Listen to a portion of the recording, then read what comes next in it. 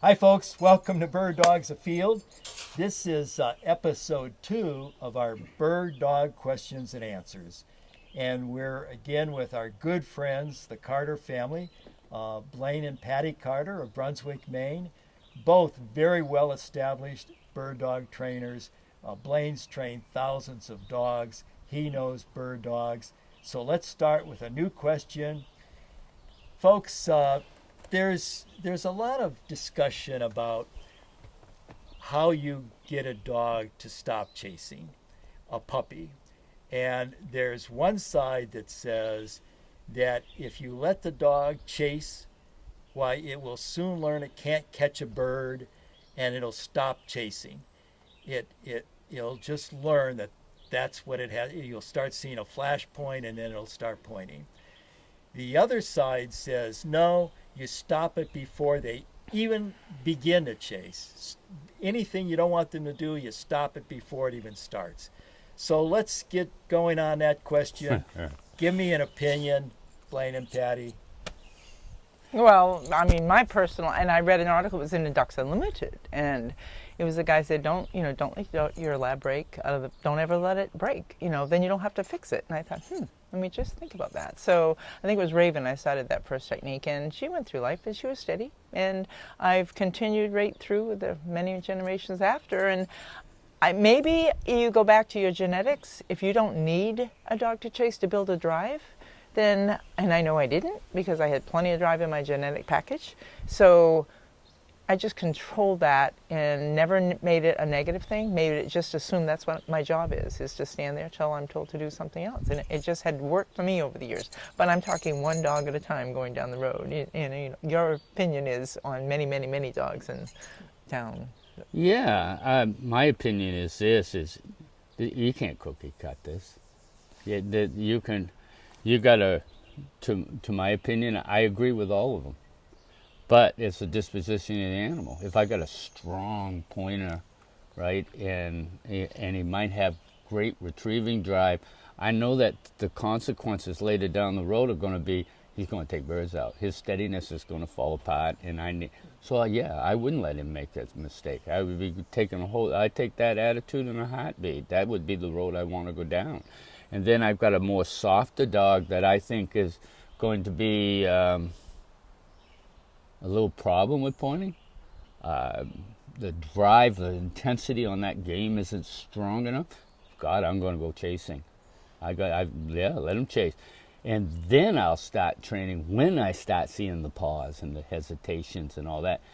As well as I might be doing a little of my wall work and have some obedience skills in there that isn't going to offend him around that game, because the last thing I need to do is have too much obedience on that temperament, because then I'm going to see softness, I'm going to see intensity change, and I have to be careful about that.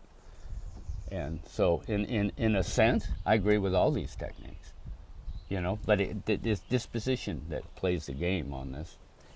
And you've got to be a good trainer to recognize that disposition. So it may not be quite that easy because not everyone has had the experience that you've had. So a person needs to understand their dog. Well, they bought it. Yeah. They have a breeder sitting right in the sidelines that has all the information for them. They need to utilize their breeders. Yeah. The breeder's got you bought the dog from this breeder because of certain potential. Yeah.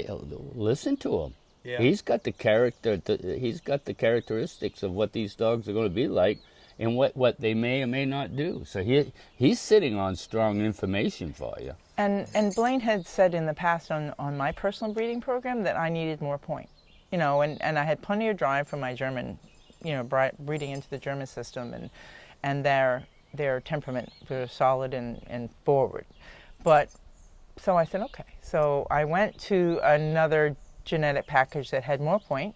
All the scores in NAVDA were foreign pointing, and so I said, it worked. It worked. So as a breeder, I knew what I was lacking that I was handing off to my puppy person.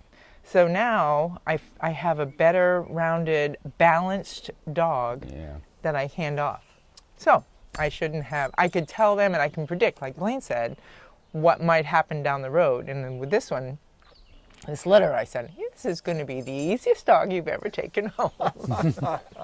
So far it's been pretty good. It's been pretty good. Yeah. So. Good. Good. So look to the breeder for the right temperament. I definitely would. That's why you can't sit here and say, this is the road I got to go down with every dog, because I really believe that our breeding programs, our knowledge of our breeders, where they're going, what are the games you're playing, where are their strengths, and that strength is going to determine your training process.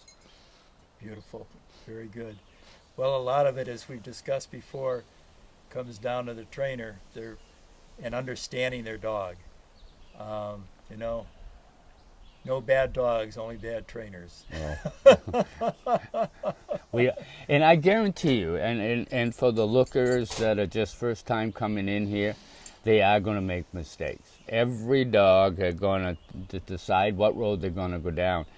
But if they watch those temperaments, if they start seeing that avoidance starting to happen, a fear starting to come into the process, they need to soften up.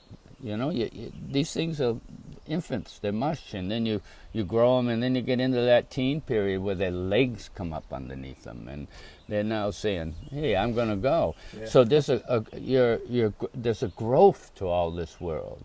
And as that growth plays right into this question. Yeah. They come. This is how it all going to grow off. This is how this animal is going to grow itself in the field. And then these questions that you just asked are directions you may want to take. Yeah.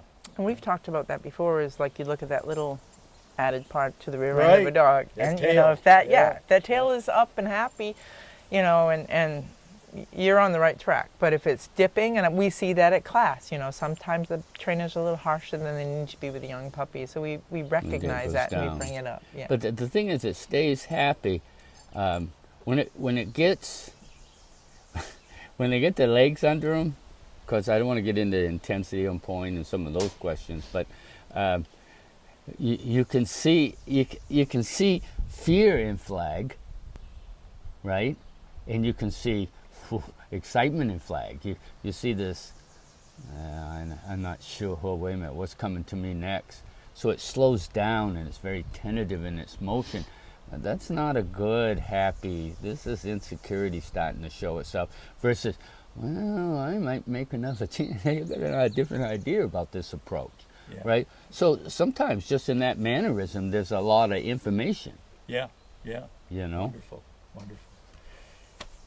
Folks, thank you so much. I really appreciate you sharing your time with us and helping people understand questions that may be a little difficult for them. And thank you for being on Bird Dogs Afield. You're welcome. Thank you. Thank you.